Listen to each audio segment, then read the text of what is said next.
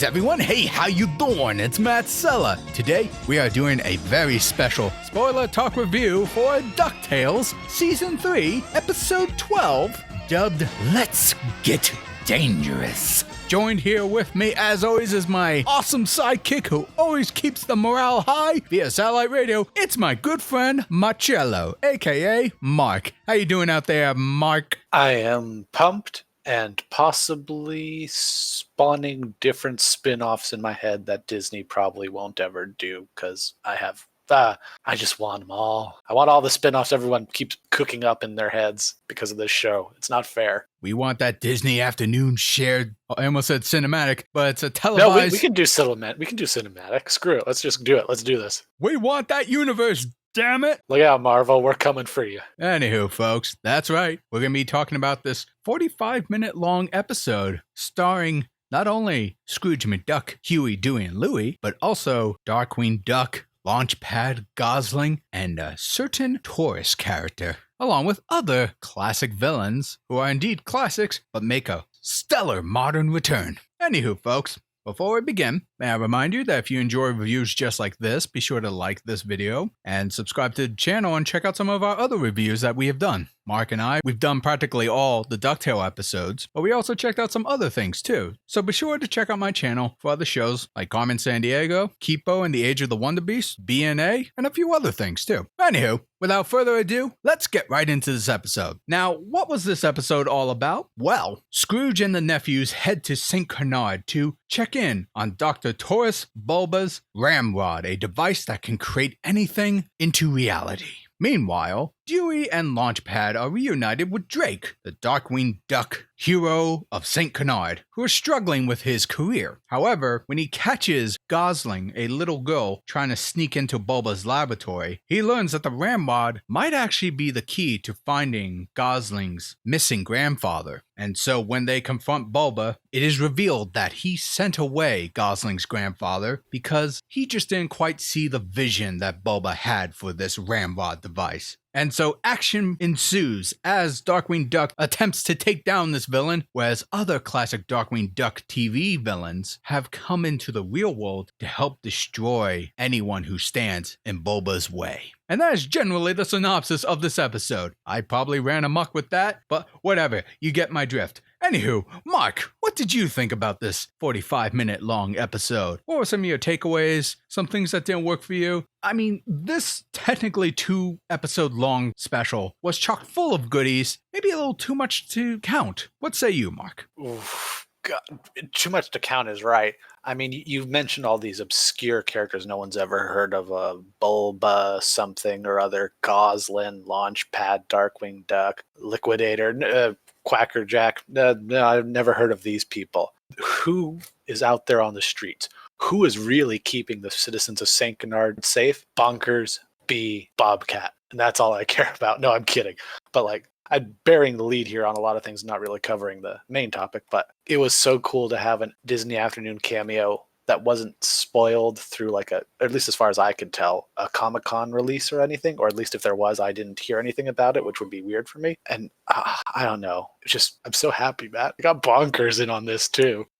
Floodgates open, pal. But pulling myself back together again. This episode was a lot of fun. It was great seeing a lot of the original villains. That was what they used to call themselves. It was like the Furious 5 -1 because Negaduck wasn't there. That was, I think, the joke they made sometimes. It was either in that or in the comics. But no, a lot of fun. I like that they were. I know a lot of people had originally kind of thought that, well, because this version of Darkwing Duck is his own thing, maybe there will be copycat versions or imitators of the original villains. But no, they actually come from that dimension. They were a lot of fun. They terrorized the city. I know you and I had talked about this earlier off camera, Matt, but Goslin's motivation in this episode to me was really kind of heartbreaking. And actually really, it's the emotional core of the episode for sure, but I don't know. It got me a little... when she's just trying to, weigh the pros and cons of getting her grandfather back and everything. It was a very emotional moment for me. Yeah, no, that was one of the coolest surprises that I got from this episode. I didn't expect it to go that deep for us. And I know we're jumping ahead a little bit here. Obviously, there's a spoiler talk review, so we are talking about the very end of this special. That the whole time,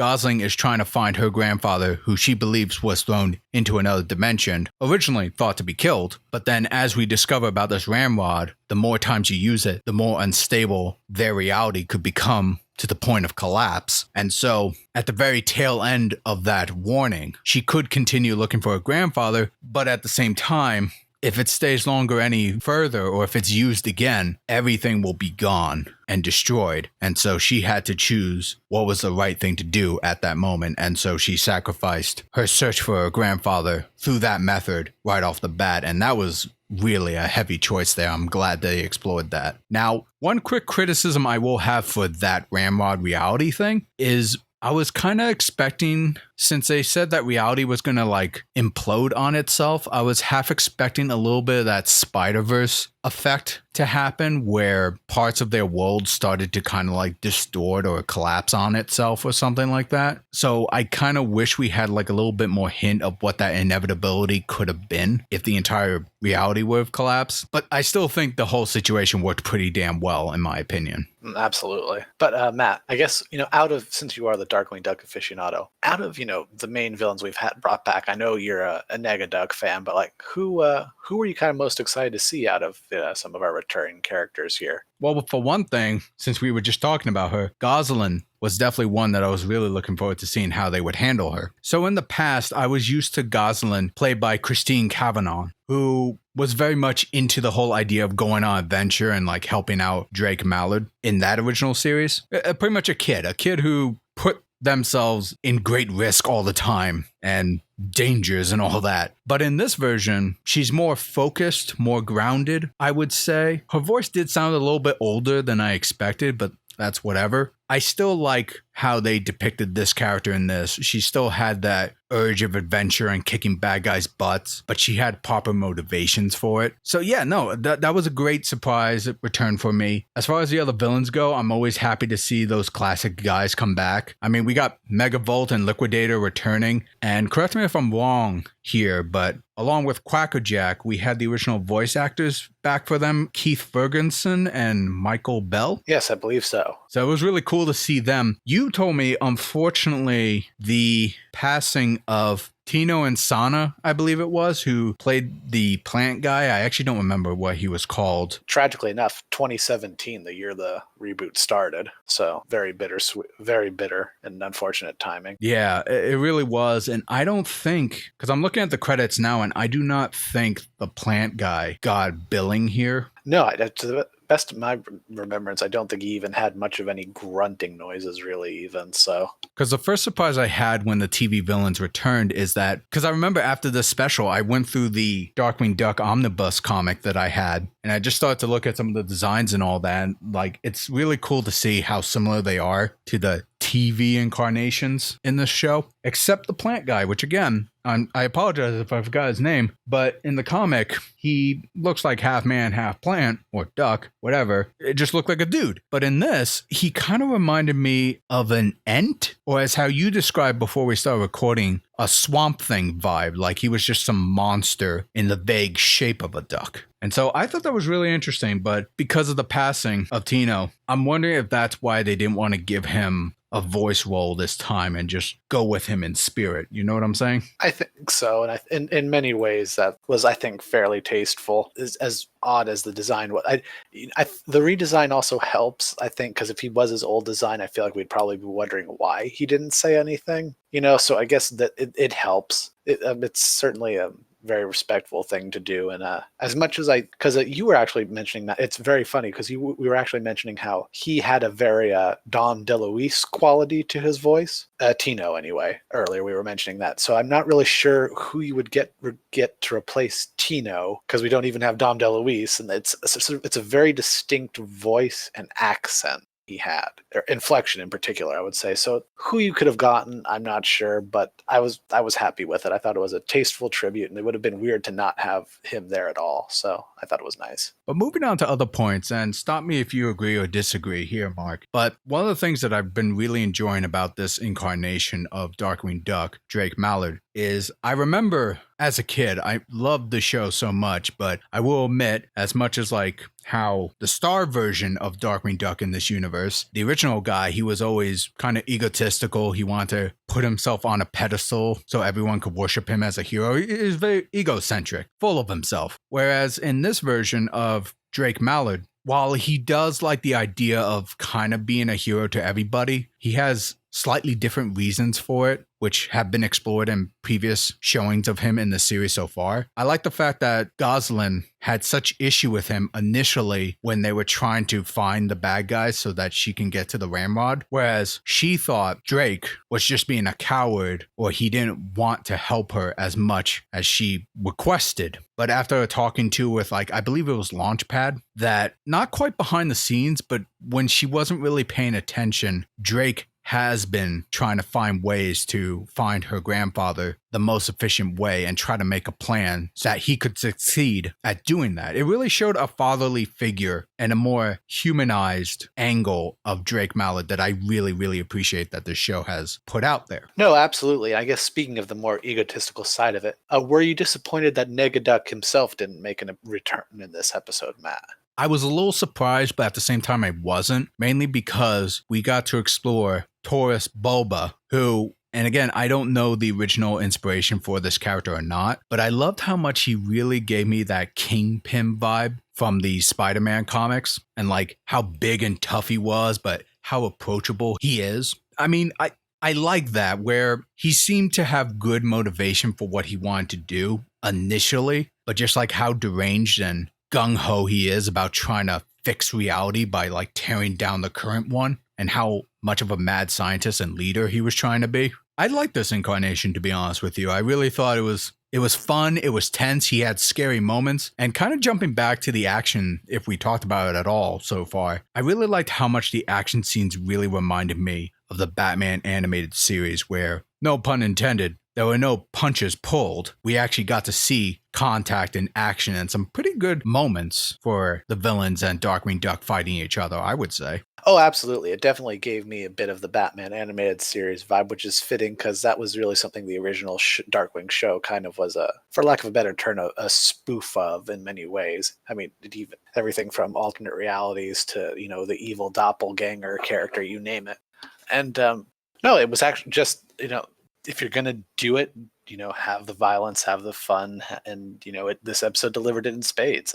Another solid episode. And I just love it. I feel there's so much to say that I feel like I can't say anything because it was just there wasn't even any negatives really. I thought the A and B plots, everything worked out fine. It was just fun. And I really don't think that was just because of nostalgia goggles. I think this was just an episode that it's one episode, but it has two production codes. So for all intents and purposes, this could have easily been split up into two episodes as opposed to one 45-minute, hour-long, if you count commercial special. And I kind of wish almost they would do more like that, or at least just not be afraid to do two-parters with some of these stories, because I think this shows how well the writing can be when it has the time and wiggle room to breathe a little bit. You touched on it, Mark. The fact that the A and the B plot work so well together, that they actually kind of tie in and overlap with each other. I like the fact that we explored more of Bradford Buzzard, one of the chairmen of Scrooge's company. And we kind of got a bit of real foul overlapping with Taurus Bulba's plan,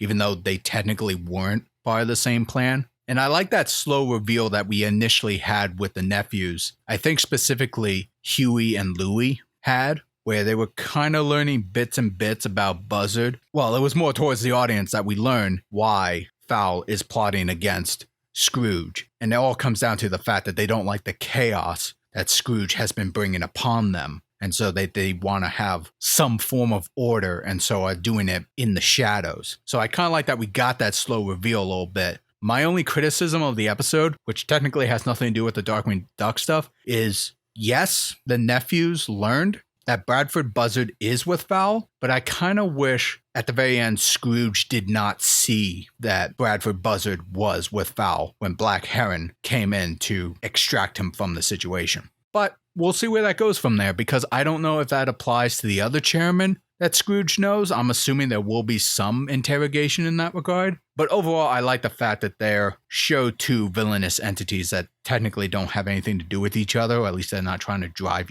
each other in the end. But I like that we have more continuation of the main plot of DuckTales in terms of Fowl and what they represent. All in all, Mark, I'm sure there are a lot more Easter eggs in here and references to things that we probably didn't have time to talk about. I mean, for myself, I don't know if you remember this dialogue exchange when Launchpad and Darkwing Duck were fighting the villains at the Ramrod, but I believe Darkwing Duck said, man, this situation is a lot like episode 3. And the other one, I think Launchpad, or maybe vice versa, says, we could really use that thing from episode 22 right about now. And I was partially thinking to myself, well, I have the first season. I wonder if they actually were referencing those episodes to a T. That would be hilarious. Right? Maybe, maybe not. Maybe it was just like a passing idea to show their nerddom. I don't know. We've said this before in past reviews. We'll say it again. Clearly, the showrunners love the source material and want to capture that spirit, but still translate it to the modern audiences to bring on new fans. I definitely think they have that sense there. Oh, absolutely. There's never any question in my mind. And this is just another episode that,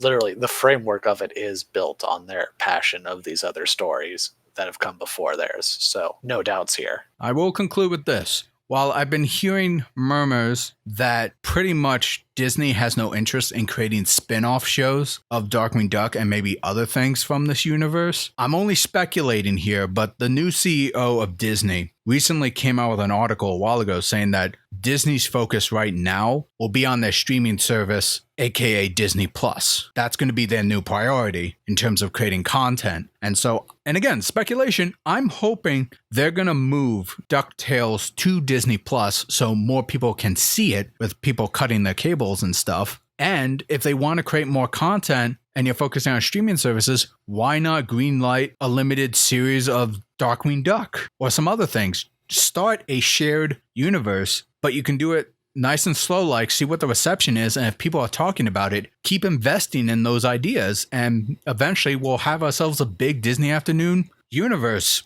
I would love that. But again, that's just speculation. I think it would do him some good, but obviously I'm not a businessman. I'm sure there are a million factors of why that's probably a bad idea in their eyes. Who knows? One can only dream, Matt. One can really only dream. And I hope so much that we get it. Wise up. Also, put episodes on Disney Plus like a day after they end, or what day after they air. Just make it, do it. Do it now. You heard Mark. Put them up there, damn it. Anywho, folks, you heard us gushing our nerdiness for Darkwing Duck and our enjoyment of this 45-minute long episode. But now we want to hear from you guys. Let us know in the comment section below. What did you think of this episode of DuckTales Season 3, Episode 12? Let's get dangerous. Did you like it? Did you not like it? Share your thoughts. Join the conversation. Be sure to like, share, subscribe, ring that bell to be notified when new videos drop. And if you want to support me directly, consider going to my Patreon. Support me there. Or do a one-time donation at my Streamlabs. Links are in the description below. This is Matt Sella. And this is Mark. Thanking you all for tuning in.